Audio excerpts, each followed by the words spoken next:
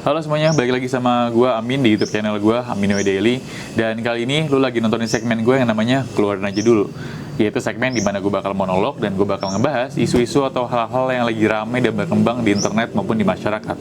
Hal ini merupakan opini gue pribadi, pendapat gue pribadi, hal-hal yang gue rasakan pengen gue keluarin aja dulu. Dan untuk episode kali ini gue pengen ngebahas tentang 1 tahun masa jabatan Pak Prabowo dengan penilaian dari Celios atau Center of Economic Law and Studies, yang mana Celios ini adalah lembaga studi dan survei yang fokus pada penelitian atas ekonomi dan kebijakan publik di Indonesia, yang mana Celios ini bikin raport 1 tahun kinerjanya Pak Prabowo dan Gibran. Nanti gue kasih gambarnya ya, itu lucu banget ya gambarnya, warna merah kayak raport SD warna merah, sudut-sudutnya Prabowo dan Raka Buming Raka. Gue ketawa banget lihatnya. Dan yang mana Celios ini memberikan nilai yang menurut gue cukup, jadi sih parah banget sih, nilai 3/10 untuk Pak Prabowo Subianto sebagai presiden dan 2/10 buat Mas Gibran sebagai wakil presiden, yang mana kita aja kalau dapat nilai 6 aja udah dimarahin sama orang tua di sekolah kan, orang tua di rumah kan, apalagi ini dapat nilai 3. Yang mana gue tertarik ngelihatnya dan pengen ngebahasnya, dan yang bikin gue lebih tertarik lagi adalah di bawahnya ada 10 pejabat dengan kinerja terburuk yang harus segera di reshuffle menurut Celios. Ini bikin gue wow. Selain memang penilaian yang cukup tajam menilai kinerja Pak Prabowo dan Mas Gibran, dan ternyata ada juga 10 pejabat, ada menterinya juga, ada kepala badan-badan tertentu. Yang mana di sini gue pengen ngebahas 3 top 3-nya, yaitu pertama yang harus reshuffle menurut Celios adalah yang pertama Pak Bahlil sebagai Menteri ESDM dengan poin minus 151. Yang kedua ada Pak Dadan Hindayana dengan minus poin 81 sebagai Kepala Badan Gizi Nasional atau Kepala BGN. Yang ketiga ada Pak Natalius Pigai sebagai Menteri HAM dengan poin minus 79. Gue pengen lebih spesifik ngebahas ketiga menteri ini. Yang kedua sih bukan menteri, Kepala BGN, tadi siapa namanya? Kepala BGN, Bapak Dadan sih bukan menteri ya. Gue lebih pengen ngebahas tentang 3 ini yang terendah yang harus segera di reshuffle, dan gue bakal kasih pendapat gue, opini gue tentang hal ini. Gue sih pengen nanti ngebahas tentang pemerintahan Pak Prabowo dan Gibran secara menyeluruh, tapi kayaknya terlalu komprehensif deh, gue agak susah menilainya. Tapi nanti gue bakal coba. Dan gue pengen ngebahas ini dulu 3 terbawah tadi. Yang pertama Pak Bahlil sebagai Menteri SDM, yang mana gue kan kadang ada kebijakan menteri atau kebijakan tertentu yang mana memang buruk, tapi buat kita mah nggak terlalu buruk, ataupun kita nggak dapat dampaknya secara langsung. Kayak misalkan kayak tambang ya, Pak Bahlil pernah ucap mengenai tambang, izin tambang, kita sebagai masyarakat kayaknya oke, itu hal yang buruk, tapi di masyarakat kayaknya nggak begitu ngena banget, terutama gue yang di Jakarta. Tapi kebijakan beliau Pak Bahlil yang bikin gue tuh ngerasa kok gue jadi kena imbasnya banget gitu. Yang pertama adalah gas LPG tentunya, yang mana gas LPG sempat nggak ada di ecer, adanya di agen-agen tertentu, yang mana bikin repot seluruh Indonesia, termasuk keluarga gue, repot banget mau beli gas doang, mau masak aja repot.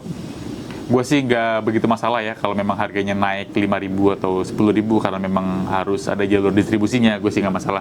Daripada gue harus ngambil jauh-jauh pakai motor, pakai kendaraan buat ngambil gas LPG doang, menurut gue agak repot. Enak dekat di rumah, harganya oke lah 20.000, tapi lebih mahal. Tapi dekat dari rumah, tinggal ambil, tinggal pakai gasnya. Ini tuh berdampak banget pada gue. Dan juga yang sangat berdampak pada gue adalah kelangkaan BBM swasta, yang mana gue jadi ribet banget buat ngisi bensin, jadi harus punya habit baru, jadi harus punya kebiasaan baru, yang mana biasanya di sebelah kantor gue ada Vivo sama ada BP, tinggal masuk, tinggal scan QRIS, cabut. Sekarang harus datang lebih pagi ke Pertamina dekat rumah gue yang memang sepi sih, tapi harus pagi banget datangnya ngisi bensin, yang mana harus ngambil cash juga, yang mana ternyata BBM-nya nggak enak di motor gue, walaupun Pertamax tetap nggak enak di motor gue nggak ngerti kenapa. Gue selama pakai Vivo, BP sama Shell gue nggak pernah ada masalah, tapi ketika pakai Pertamax saya motor gue jadi ngerasa nggak nampol aja gitu, padahal mah semuanya sama, olinya mah sama. Yang mana berdampak banget pada gue ngerasa kayak kapan sih ini ada lagi nih Vivo BP dan teman-temannya gitu. Kayak gue ngerasa nggak nyaman gitu. 2025 mau 2026 Pertamina nggak bisa QRIS. Gue nggak tahu di luar sana, tapi di Pertamina di rumah gue nggak bisa QRIS. Astaga, bener repot banget. Gue harus ke ATM dulu, ngantri ATM, ngantri isi bensin, kan jadi repot banget ya. Gue pengennya kayak sih bulan-bulan depan lah ya, November sih gue pengennya udah aman lagi lah ya, biar nggak repot, terutama buat gue pribadi ya, kan kebijakannya ngaruh banget ke gue, jadinya gue pengennya sih dan jalanan sekarang macet gara-gara orang pada ngantri di Pertamina. Kan dulu kan Pertamina ngantri tapi masih di dalam Pertaminanya, di dalam SPBU-nya. Sekarang sampai keluar jalan raya udah kayak kelangkaan BBM, parah banget. Jadi gue pas ngelewat macet, ternyata macetnya gue pikir karena lampu merah atau karena emang ada sesuatu, ternyata ngantri bensin. Oh my god, karena kan Shell semua pada tutup, jadi mau nggak mau Pertamina antrinya pakai jalan-jalan raya. Buset dah gue bilang, jadi antrian macet baru, jadi masalah baru. Jakarta mau udah macet, ditambah macet lagi, pusing kepala gue. Pokoknya gue kalau ngomongin Pak Bahlil, ngomongin bensin, kayaknya kagak ada bakal habisnya. Yang kedua ada Pak Dadan Hindayana, itu Kepala Badan Gizi Nasional yang tadi dapat poin minus 81, yang mana dia yang bertanggung jawab langsung terhadap program makan bergizi gratis. Yang mana kalau kita lihat-lihat, ini cukup kontroversial ya. Yang pertama, kalau lu mungkin pernah ingat bulan-bulan kemarin dia pernah bilang, anak saya aja tingginya 180 sekian gara-gara minum susu sapi 2 liter sehari. Gue termasuk orang yang sering minum susu. Gue minum susu itu 2 liter buat 5 hari. Itu menurut gue cukup sering, karena teman-teman gue, lingkungan gue, teman kantor gue tuh minum susu tuh nggak sesering gue. Gue 2 liter selima hari kerja aja gue ngerasanya udah banyak banget. Ini 2 liter sehari buat minum susu, itu kan jadi kayak, ini orang apa sih? Jadi nggak kontekstual gitu.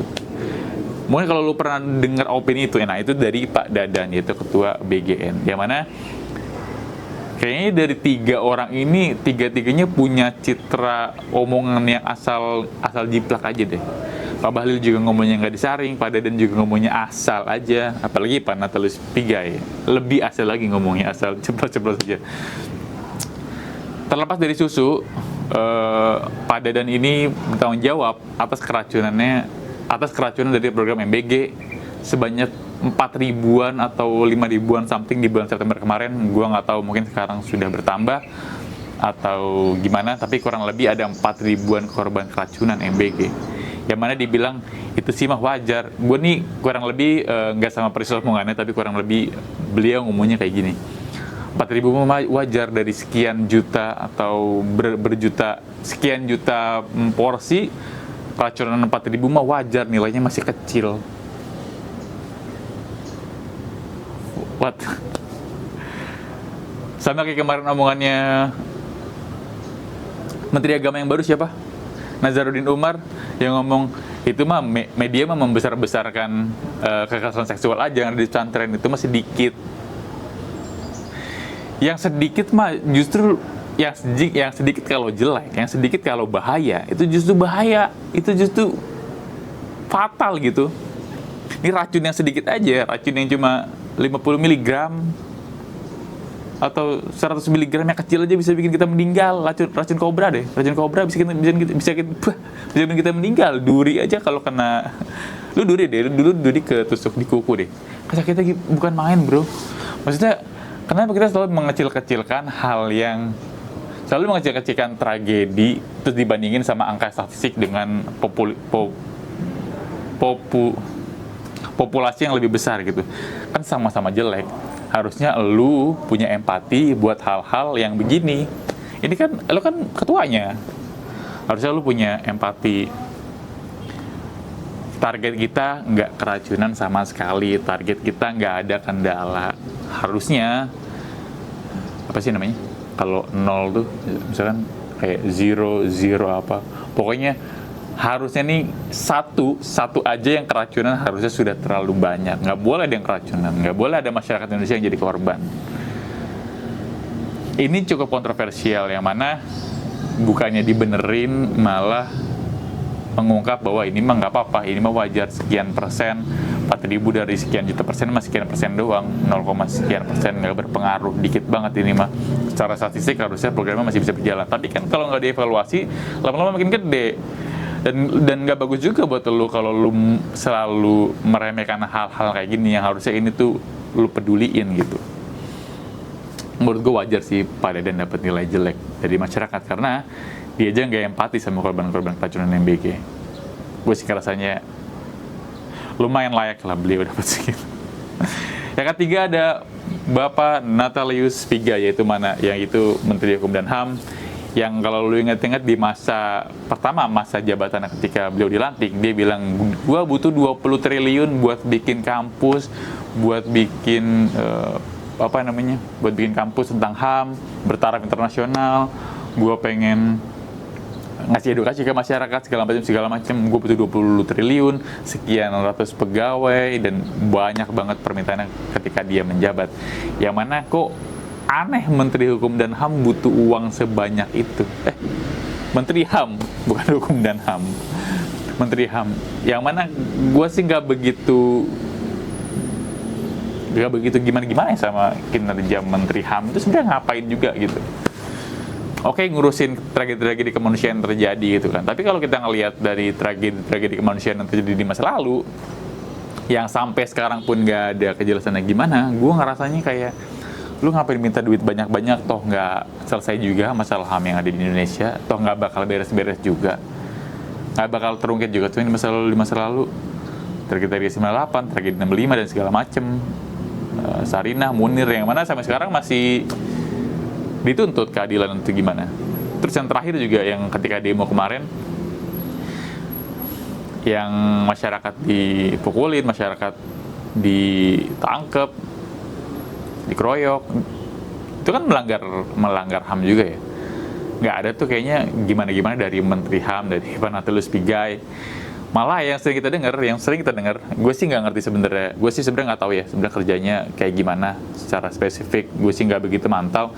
Tapi yang sering gue dengar malah omongan-omongannya yang lebih viral daripada kerjaannya. Itu menandakan bahwa kalau yang gue yakin ya, itu menandakan bahwa kerjaannya emang nggak gimana-gimana banget. Lebih dibilang minim ketimbang omongannya.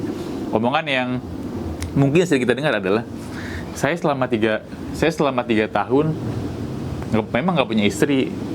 Saya selama 13 tahun, lupa lagi gue. Saya selama berapa tahun memang nggak punya istri, tapi saya punya pacar 3 kalau nggak salah. 3 apa berapa gitu. Itu yang pertama, itu yang udah lumayan lawas lah ya omongannya. Terus yang kedua, yang akhir-akhir ini lagi trending juga, dia ngomong lembaga survei mah menutup-nutupi kejahatan. Buset. Mungkin kalau lu lihat ya, dia bilang kalau lembaga survei menutup-nutupi kejahatan dan dibayar untuk menutupi kejahatan. Gue bilang, astaga. Kenapa sih menteri-menteri ini nggak dididik buat bisa ngomong di depan masyarakat gitu, di depan media? Maksud gue, emang harus seceplos-ceplos itu? Emang harus nggak dijaga banget omongannya? Ngomong tuh bukan, itu cuma omongan doang bang, tapi kalau kerjanya bener mah lu nggak tahu Ahmad Saroni kemarin ngomong apa, abis tuh dia. Ngomong tuh mempengaruhi, ngomong tuh bukan cuma ucapan doang, bukan cuma cuap-cuap doang. Itu tuh dipegang, itu tuh tertanam di benak masyarakat. Lu ngomong jelek, lu punya program apapun, kalau di benak masyarakat omongan jeleknya itu berasa banget, itu bakal tetap ada di benak masyarakat. Orang bakal menilai lu dengan omongan itu. Walaupun lu punya program bagus, walaupun lu punya gebrakan yang bagus, tapi kalau omongan lu nyakitin masyarakat, masyarakat terus bikin dia nempel banget omongannya, itu sih susah ya. Gue sih ngerti juga kenapa Bapak Natalius Pigai ini dapat rating yang jelek dari Selyos ya, terutama karena pertama kinerjanya gue nggak ngerasa punya dampak yang gimana-gimana banget. Yang kedua karena memang omongannya itu loh, dan gaya kepemimpinannya yang kayak preman atau kayak apa, gue menilainya gitu. Tapi sih menarik juga penilaian dari Selyos. Kayaknya cukup objektif gue ngelihatnya, karena yang pertama memang Pak Bahlil, kalau lu ngomong sama orang awam pun kayak Pak Bahlil emang patut dapat rapot jelek sih dari penilaian dari penilaian masyarakat ya. Yang lain juga gua rasa begitu. Yang gua rasa penilaiannya cukup objektif, tapi Pak Prabowo dengan nilai 3 dan Mas Gibran dengan nilai 2 sih gua ngeliatnya anjir terendah banget gitu. Tapi ya nanti kita bahas belakangan. Oke, mungkin segitu aja dari gua. Terima kasih telah menonton video ini sampai habis. Sampai berjumpa di video-video berikutnya. Thank you and goodbye.